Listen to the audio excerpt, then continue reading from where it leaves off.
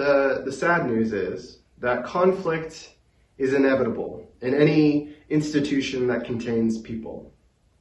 The reason for this is that when individuals come together, they bring with them a diverse array of opinions and perspectives and outlooks on the world. So when relationship is actually working, when people are connecting and even becoming vulnerable with one another, these opinions and perspectives begin to rise to the surface, and inevitably they'll clash. And that clash produces itself into strife or disagreements, outright conflict, sometimes fighting. Now, I don't want to be so discouraging that conflict is inevitable, but our job as followers of Christ are to be peacemakers, to be those who can resolve conflict by God's grace and for His glory. Now, I think it's important to understand from the onset that conflict isn't inherently bad.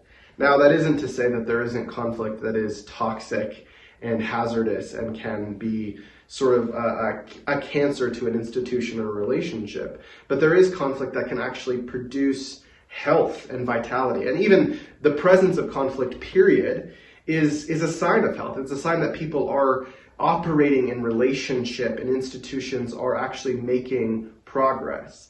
The absence of conflict is usually undergirded with some sense of falseness, that there's somebody that isn't telling the truth in that situation.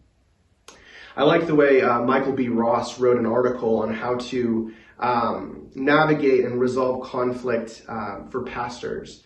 And he wrote this perspective that I thought was really, really helpful, that he compared conflict within church and faith-based relationships to be like fire. Now, fire, we can understand pretty immediately on the surface level. Fire is dangerous. It can burn, it can cause lasting damage. But fire also produces light. And so with this metaphor, he kind of uses this example to explain that conflict can hurt, and most likely it will. But it also can illuminate areas of attention, areas that need attention, areas of weakness that we as Christian leaders or even as just Christians in relationships need to address. Now, this is something that we cannot overlook or diminish. Ken Sande has written and produced loads of materials on peacemaking in church, resolving conflicts, specifically from this Christian perspective. And I think it works so well within church conflicts and church leadership, but it also works in relationships when you're approaching conflict. And it's like, how do I resolve this conflict, not just as a person trying to win an argument, but as a person who has been transformed by the gospel of Jesus Christ. And he wrote this thing that I highlighted in my notes and I think about really often, that actually the act of practicing forgiveness is one of the most profound ways to demonstrate the gospel in the world today. Now, we can talk about the gospel, but the gospel isn't just a catchphrase.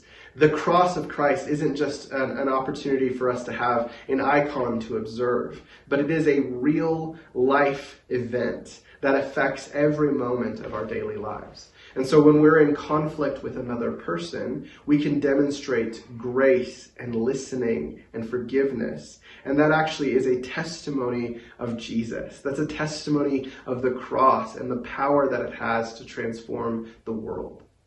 And I think the next time we approach conflict in any degree, that needs to be the first thought in our minds, is how can I reflect on the cross in my mind, that I can think about the forgiveness that I was afforded that I didn't deserve. But also, how can I reflect that to this person or this group of people that I may be in conflict with?